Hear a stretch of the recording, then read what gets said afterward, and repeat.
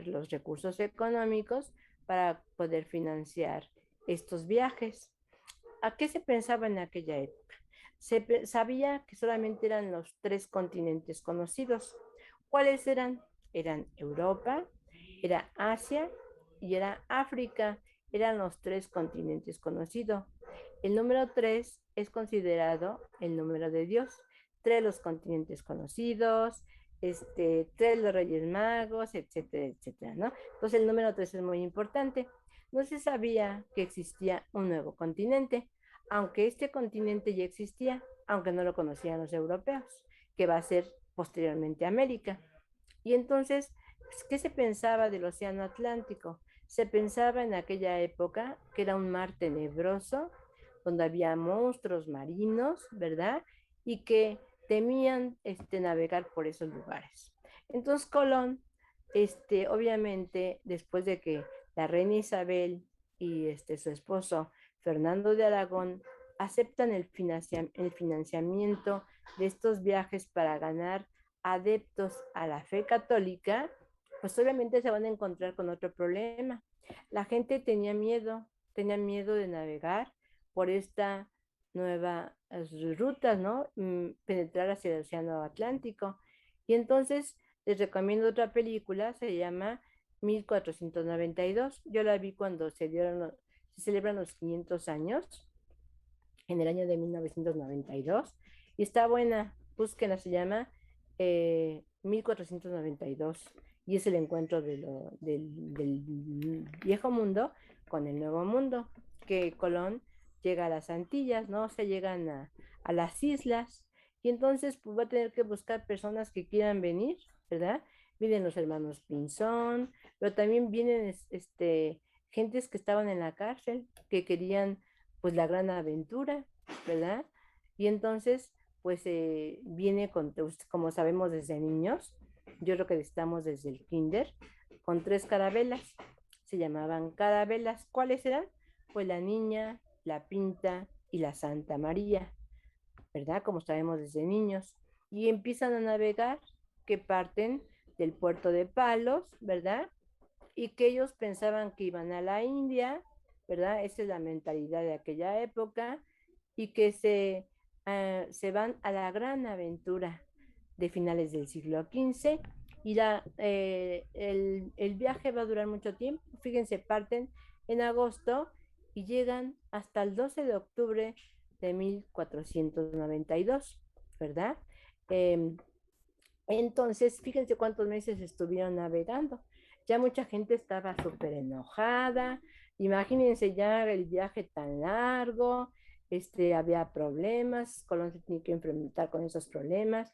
Siempre en aquella época, por la mentalidad de ese momento histórico, venía un padre, eran órdenes monásticas, venía un fraile de la Orden de la Virgen de la Merced, y entonces pues tratan de calmar a los tripulantes hasta que por fin Rodrigo de Triana es el personaje que va a decir tierra a la vista el 12 de octubre de 1492. Esta fecha es importante porque nos va a marcar otro momento, un cambio histórico. ¿Se acuerdan que dijimos que la primera era 1325? Que dije subrayenla, la siguiente es 1492, que se le llama el encuentro, antiguamente se llamaba descubrimiento, pero Edmundo Gorman, un historiador, dice que ese ente llamado América ya existía, aunque no lo conocían los europeos. Por lo tanto, no es un descubrimiento, es un encuentro efectivamente. Además, Colón en todos sus viajes nunca se dio cuenta que había llegado a un mundus novus, o sea, a un mundo nuevo. Él pensaba que había llegado a la India, a la tierra del Gran Khan, al lugar de las especias, ¿no? Y entonces llegan a un lugar que se llamaba Guanani, ¿verdad? Era su nombre, y ellos le ponen San Salvador porque lo salvó. Pues el Salvador es Jesucristo. Y entonces llegan a ese lugar, se establecen ahí. Al ver ustedes esa película van a ver cómo se comportaron los españoles con los indígenas de ese lugar. ¿verdad? Que tratan de acabar con ellos. Ellos decían que venían en nombre de la civilización y eran de los más incivilizados. Y entonces, en sus viajes, Colón relata todo lo que vivía. Por ejemplo, sabían que ellos, que no había aquí, trigo, que el trigo es un cereal muy importante para los europeos. Y entonces hacían un pan que se llamaba pan casabe. Ese pan casabe era hecho a base de maíz, ¿sí? Y entonces, pues eso todo escribe Cristóbal Colón. Muere y nunca sabe que ha encontrado un nuevo mundo, ¿verdad? El que hace el primer mapa de América es un italiano que es Américo Vespucio. Se escribe Vespucio y en italiano se pronuncia Vespucho. Él hace el primer mapa de América y por eso este continente se le da el nombre de América, en honor a Américo Vespucio, que está consciente que es un nuevo continente, ¿sí? Y entonces ya tenemos 4 continentes, ¿no? Europa, Asia, África y América. Y van estableciéndose en las islas, establecen el gobernador en Cuba. Y el gobernador de Cuba, que es Diego de Velázquez, va a enviar expediciones a tierra firme, ¿verdad? La primera expedición es en el año de 1500, ya es siglo XVI, ya estamos en el siglo XVI, en el año de 1517. ¿Al mando de quién? Pues de Francisco Hernández de Córdoba. Y llega a nuestro territorio, ¿verdad? A la península de Yucatán, ¿verdad? Y obviamente no será la primera y única expedición. Ya les dije que hicieran su mapa, además de su mapa conceptual y mental con ilustraciones, también un mapa geográfico, histórico, porque no es lo mismo la división política que existe ahorita en este momento, en el 2021, a la que existía en el siglo XVI, en el año de 1517, cuando llega esta primera expedición. Y luego tenemos una segunda expedición. ¿Al mando de quién? Pues de Juan de Grijalva. Por eso el río se llama el río Grijalva, ¿sí? Y entonces ahí también llegan otras partes de lo que es nuestro territorio, que en aquella época se llamaba Mesoamérica. Y se da una tercera expedición, que eso es muy importante, que es en el año de 1519, y que envían a Cortés, ¿verdad? Llega Cortés a Península de Yucatán, ¿verdad? Con los españoles con los cuales venía, y entonces se les da una sorpresa. ¿Por qué? Porque hay 2 personajes españoles que estaban ahí en la península de Yucatán, que había en el 1511, a principios del siglo XVI, unos navíos se extraviaron. Y esos personajes prevalecieron ahí. A ver, ¿quiénes levanten la mano? ¿Quiénes fueron estos 2 personajes que ya estaban ahí en la península de Yucatán? Levantan la mano. Acuérdense que es importante levantar la mano.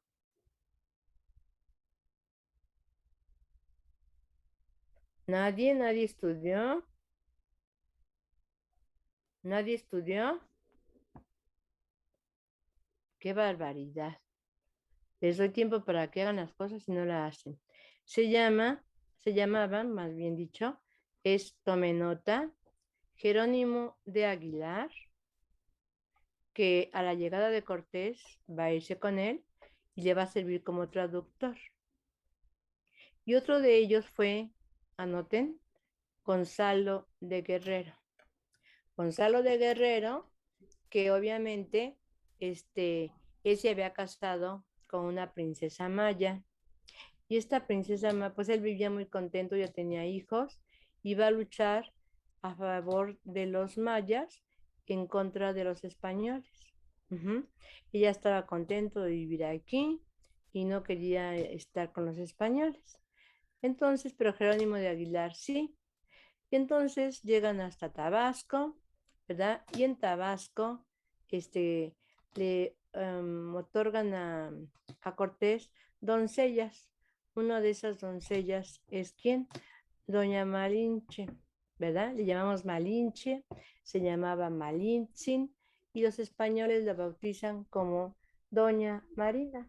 Acuérdense que uno de los objetivos de la reina Isabel era ganar adeptos a la religión católica y por eso vienen los frailes para la evangelización, ¿verdad? Y entonces bautizan a los indígenas que quieren estar con ellos, van a ganar muchos adeptos en su trayectoria hasta la llegada de Tenochtitlan, muchas alianzas también como los tlaxcaltecas, y así Moctezuma es el antepenúltimo emperador mexica o azteca. Se le llamaba Tlatoani, ustedes ya se acuerdan como habíamos mencionado que se llamaban. Era el Tlatoani que estaba en la punta de la pirámide de la estratificación social que existía con la cultura mexica o azteca. Entonces era Moctezuma segundo, era Moctezuma Xocoyotzin. No van a pensar que era Moctezuma el Huicamina, no, era Moctezuma Xocoyotzin. Y entonces él pensaba que era el regreso de Quetzalcóatl, la serpiente emplumada, que era uno de sus dioses. Acuérdense que tenían sus deidades, eran de la naturaleza, ¿verdad? Y entonces pensaban que tenía miedo Moctezuma y querían que se retirase. Lo que hace, la medida que tomó es enviar ofrendas, regalos, y uno de los regalos se basaba en oro. El oro que, como hemos sabido en todo tiempo, hasta en la actualidad, es un metal precioso que todo mundo lo quiere tener, ¿verdad? Es codiciado en todos lados, ¿verdad? Excepto en una isla que no existe en ningún lugar, que se llamó Utopía, que es una obra de Tomás Moro, ahí no. Pero en todos los momentos históricos, en el siglo XVI, en el XVII, en el XVIII, en el XIX, en el XX, en el XXI, pues es considerado como un metal precioso. Y pues al contrario, en lugar de quererse retirar, los españoles van aumentando su codicia, ¿sí? Y entonces van a ir penetrando hasta llegar pues a Tenochtitlan, ¿verdad? Pero ¿qué sucede en Tlaxcala? A ver, y en Cholula, a ver, ¿quién me quiere comentar qué es lo que sucede cuando llega Cortés a estos territorios? A ver, levanten la mano. Hasta ahorita he visto que no han estudiado este grupo 509. Bueno, a ver, José, ¿qué es lo que tú investigaste? Bueno, maestra, yo investigué bueno, los sitios que yo busqué la información. También tenía que cuando Cortés llega a Tlaxcala, Ajá. no se encuentra, bueno, le promete, bueno, tenemos que aclarar también, ¿no? Que los tlaxcaltecas eran de los principales enemigos de Tenochtitlán, ¿no? De los aztecas. Entonces, Cortés les promete que si él, bueno, que si ellos lo apoyan o sea, que si los tlaxcaltecas apoyan a los españoles, él les va, como que les promete que ya no van a tener que pagar el tributo, ¿no? Ese famoso tributo que los pueblos vecinos de los aztecas odiaban, ¿no? Y que estaban obligados a pagar. Eso fue creo que el punto más importante que quisiera destacar, O ¿no? sea, y por lo cual se van a aliar con... Exactamente, que se Ajá, van a aliar con los españoles y va a ser una de las razones, ¿no? Por la ajá. cual, bueno, una de las tantas razones, ¿no? Por las cuales Tenochtitlan cae a manos de los españoles. Muy bien. Por favor, participación a Josué Mejía. ¿Quién está tomando aquí las participaciones en el, quién la Yo, está maestra, tomando? yo los estoy tomando. Ah, lo anotas, por favor. Sí, Ahora maestra. sigue, muchas gracias. El joven, acuérdense que para participar sí los tengo que visualizar. Bueno, para el siguiente, inclusive yo prendo mi cámara. El siguiente va a ser este, ya nadie levanta la mano, ¿no? O sea que ya no quieren participar. Bueno, muy bien. Hay un personaje que este, se da cuenta que los verdaderos enemigos no son los mexicas o aztecas.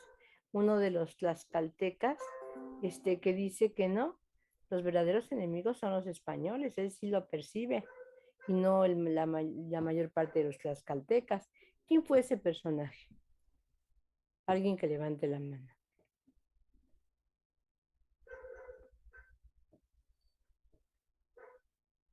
¿No? Anoten, Xicotencatl, con X, Xicotencat, hijo, no el padre, porque el padre se va a aliar con los españoles y no le hace caso a su hijo, el gobernante de los tlaxcaltecas. Uh-huh. Y por eso los tlaxcaltecas se alían con los españoles.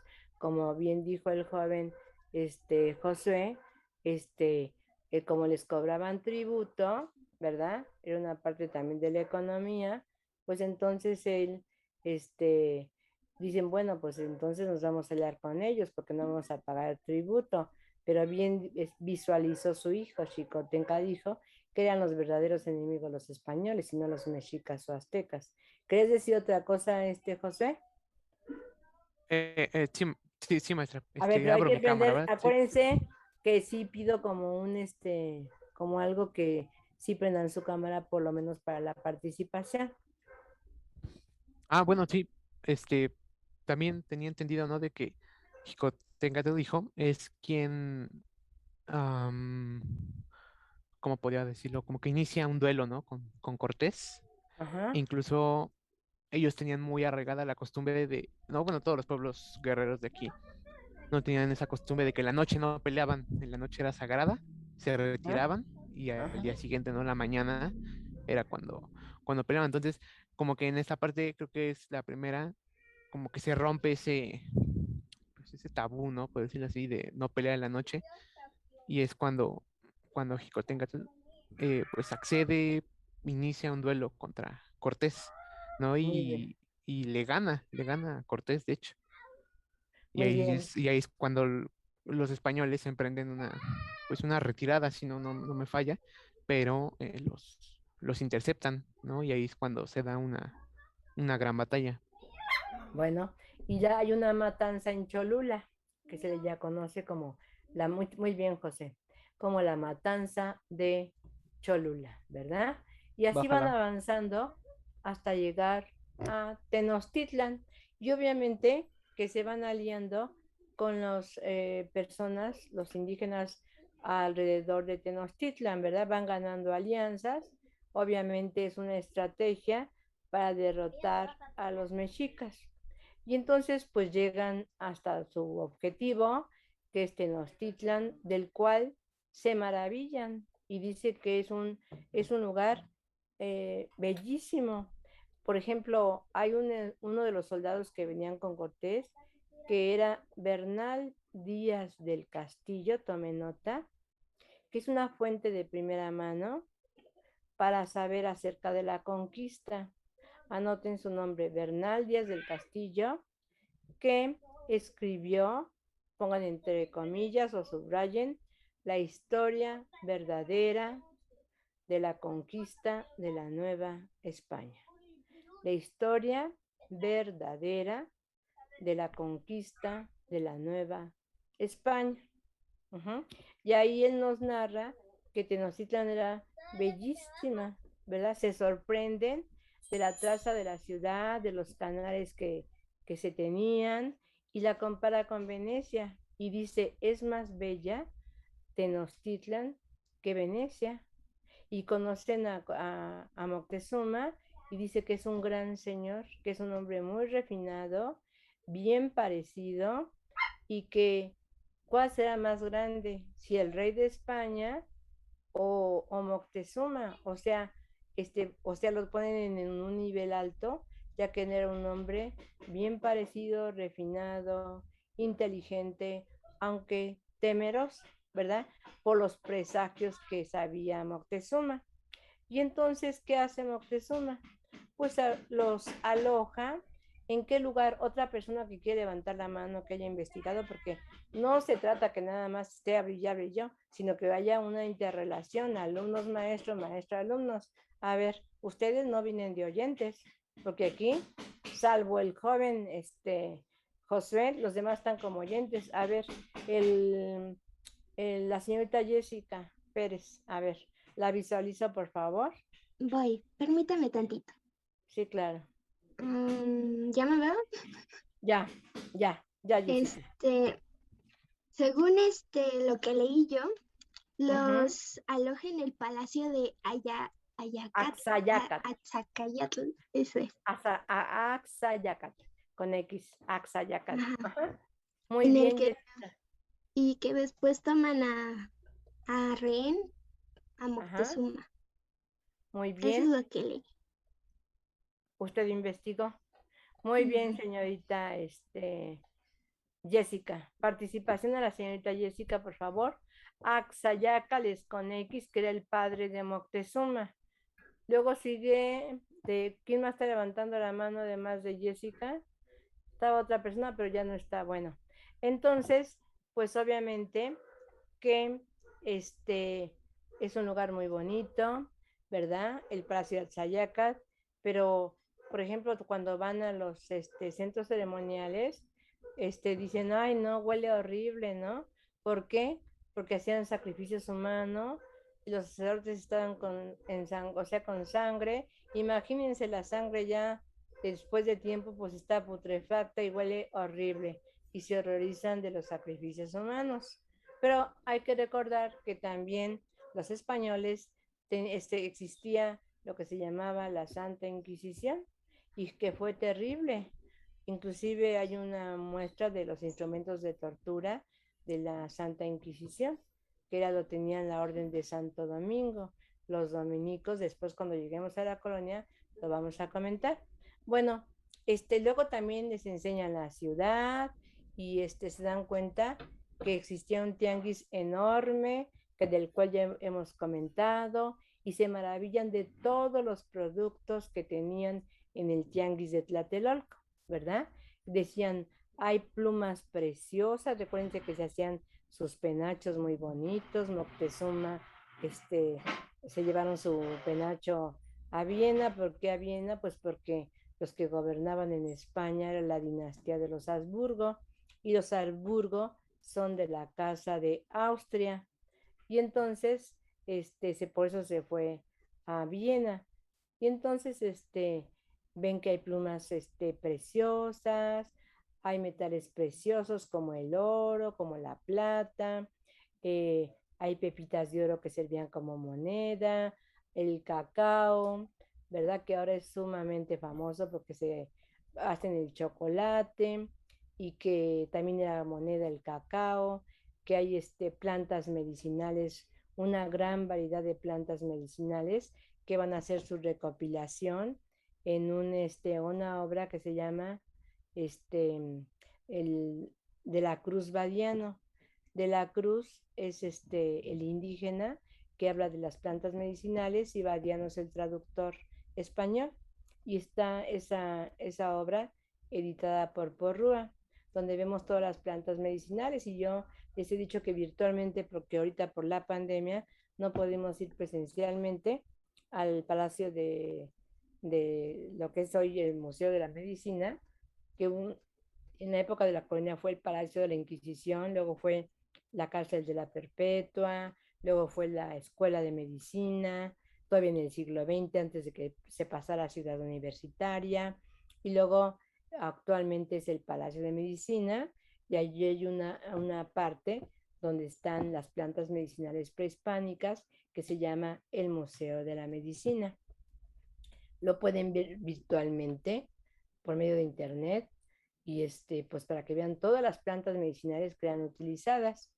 Luego, ¿qué más hay? Pues productos alimenticios, que es una gran variedad enorme, que se sorprenden de todo lo que había en ese tianguis. El algodón era muy importante, o sea, sus textiles con la ropa que vestían eran de algodón, y el algodón ustedes saben que es una fibra textil que es tanto para frío como para calor, y que es muy bueno el algodón. Pues aquí también es de nosotros. Entonces, o sea, se maravillan de todo lo que tenían, y van a un tiempo Moctezuma II va a dialogar con Cortés, hasta que pues finalmente lo van a tomar prisionero, ¿verdad?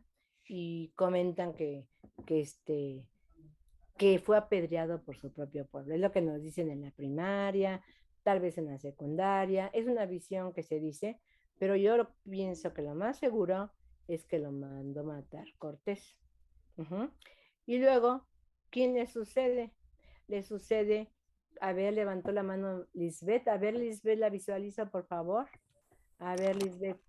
El que le siguió después de la muerte de Moctezuma fue Cuitláhuac, y este también murió muy joven por la enfermedad de la viruela, y después de él ascendió Cuauhtémoc.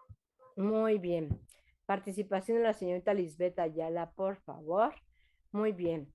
Cuitláhuac, que como dijo usted, aquí no existían ciertas enfermedades como la viruela. La traen los españoles en las embarcaciones. Por lo tanto, es contagiado Cuitláhuac y se casó con una hija de Moctezuma. Y se muere, como dijo el joven Cuitláhuac, de viruela por una peste. Hay una decreción de la población indígena debido a la epidemia de la viruela, y luego le sucede a Cuauhtémoc, que fue el último Tlatoani mexica, y que también esta princesa, hija de Moctezuma, se casa con Cuauhtémoc. Bueno, a ver la señorita Mayora, Danica, ¿quiere comentar algo? A ver, ¿sí? Sí, que cuando Cuauhtémoc fue capturado significó la caída de Tenochtitlan a manos de los españoles. Exactamente, fue la caída, desafortunadamente, de Tenochtitlan, ¿verdad? Y antes de que sucediera esto, pues se dio lo que antiguamente se conocía como la Noche Triste, pero actualmente, inclusive donde estaba el Ahuehuete, donde lloró Cortés, que está fuera del metro Popotla, uh-huh, se fueron por toda la calzada de México-Tacuba, y este, porque se van huyendo, ¿verdad? Habían sido derrotados por los mexicas, se van huyendo, y entonces Cortés hasta grita, ay, que auxilien, que ya lo iban a matar, ¿verdad? Y lo auxilian porque también Cortés era cobarde, ¿eh? No crean que no. Y entonces era audaz, era astuto, pero también era cobarde. Y entonces se van, y supuestamente llora ahí Cortés, que ahora ya no se llama la Noche Triste, sino se llama la Plaza de la Victoria. ¿Por qué? Pues porque ahorita vamos a explicar que para nosotros la resistencia indígena fue muy importante. Y luego se van a un lugar que se le pone después los Remedios. Ellos traían la Virgen de España, una de ellas es la Virgen de los Remedios, y ponen el estandarte en el Cerro de los Remedios, y ahí se erige una iglesia muy bonita que se llama la Virgen de los Remedios, ¿verdad? Que es el 1 de septiembre, porque por cierto mañana es 1 de septiembre.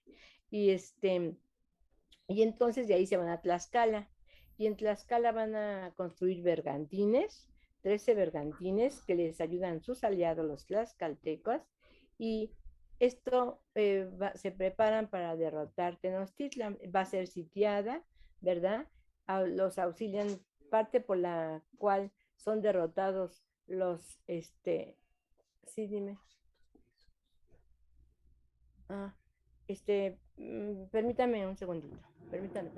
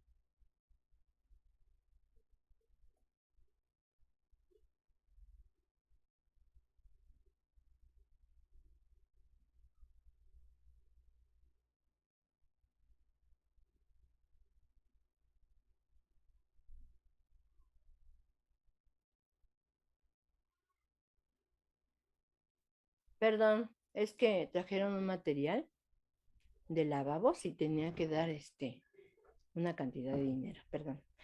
Bueno, entonces decíamos nosotros que van a atacar Tenochtitlan y que obviamente, ¿qué es lo que hace que ganen los españoles?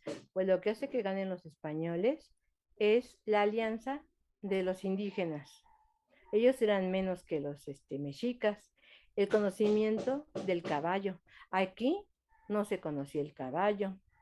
El conocimiento de la pólvora. Entonces todo eso logró la victoria de los españoles. Y obviamente que nosotros lo que celebramos el 13 de agosto, a los 200 años que fue hace, me parece que más de una semana, sí, más de una semana, porque ya estamos a 31, más de 15 días, fue la resistencia indígena. O sea que los indígenas resistieron para que no fuera tomada la ciudad de Tenochtitlan. Y Cuauhtémoc el Tlatoani, que ya ustedes saben desde la primaria, que le quemaron los pies, todo eso que aconteció, pues ya lo condicen desde que estábamos en la primaria, secundaria, etcétera, ¿no? Entonces, pues el 13 de agosto de 1521, que celebramos la resistencia de los indígenas, pues obviamente cae Tenochtitlan y termina una época que se llama la época prehispánica. Pongan la siguiente fecha importante, ya llevamos 3, 1325, fundación de Tenochtitlan, siguiente fecha, 1492, el encuentro de los dos mundos, y tercera, 1521, póngala y subrayenla, por favor. Caída de Tenochtitlan, obviamente, y fin de la época prehispánica y el surgimiento de la época de la colonia. Y la colonia empieza de 1521 a 1821. ¿Cuántos años son? Pues son 300 años, 3 siglos. Pero los españoles fueron dominados por los moros lo doble, 700 años, 7 siglos. Y pues para saber historia de México hay que saber historia de España. Y historia de España pues sabemos que fueron dominados por los moros. Y nos vamos a dar cuenta que tenemos hasta palabras árabes, como alhaja, alhóndiga, almohada, alcohol, etcétera, ¿no? Y pues ahora lo que les dejo de tarea, ya les había, me parece que dejado la colonia, la época de la colonia, o todavía no. No, no, maestra. Ah, bueno, anoten por favor aspecto económico, aspecto político, aspecto social y aspecto cultural de la colonia de la Nueva España. Obviamente que saben que es en mapas mentales, conceptuales, ilustrados, y van a hacer un mapa geográfico de la colonia, cómo estaba todo lo que abarcaba la colonia de la Nueva España, que es la más rica, ¿verdad? Y además les digo, es bellísima nuestra República Mexicana, la Ciudad de México es bellísima, ¿eh? Y tenemos muchísimas riquezas, materias primas que son muy importantes y las codician en los países del primer mundo, ¿verdad? Ahorita como por ejemplo tenemos el litio. Y así vamos a enumerar todo lo que poseíamos y todo lo que dimos ya saben, algunos productos que dimos al viejo mundo y del viejo mundo van a traer al nuevo mundo, ¿sí? Y va a haber una superposición de religión en el aspecto de la cultura, de la economía, de la política, de la sociedad, etcétera. Por eso se las dejé de investigar. Acuérdense que tienen que irse anotando para registrar su asistencia, por favor.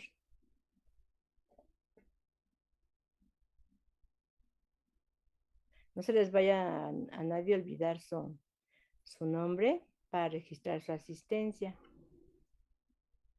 Entonces, les quedó clara la organización socioeconómica, política y cultural de la colonia, y en la cultura, pues obviamente, cuando llegan las órdenes monásticas, cuyo fin es la evangelización, y la cultura, porque ellos son los que van a fundar las escuelas, universidad que después va a ser pontificia. Vamos a ver todas las bellas artes que trajeron, etcétera, ¿verdad? Todo esto va a ser la tarea. ¿Tiene alguna pregunta, algún comentario que quieran hacer? No, maestra. ¿No? Bueno, muy bien. Pues entonces, síganse cuidando, que espero que ya pronto se llenen sus formatos para después sean vacunados, porque es muy importante. Y aún aunque sean vacunados, tienen que seguirse cuidando, al igual que los que ya estamos vacunados, seguir con los cuidados, porque recuérdense que hay otra variante, no solamente que la Delta, que ahora hay otra que viene del Perú, ahorita no me recuerdo el nombre, entonces por lo tanto, traten de no salir y si salen, cuidándose mucho con cubrebocas, sana distancia, lavado de manos, gel, etcétera. Entonces, pues que les vaya muy bien, que tengan muy bonito día. Hagan la tarea, por favor, con fechas. A ver, Uriel, dígame usted. No, maestra, ¿me podría regalar un minuto de su tiempo? ¿Es cosa privada o de la clase? Privada, maestra. Pues bueno, los demás se pueden retirar y que tengan bonito día, cuídense mucho, ¿eh?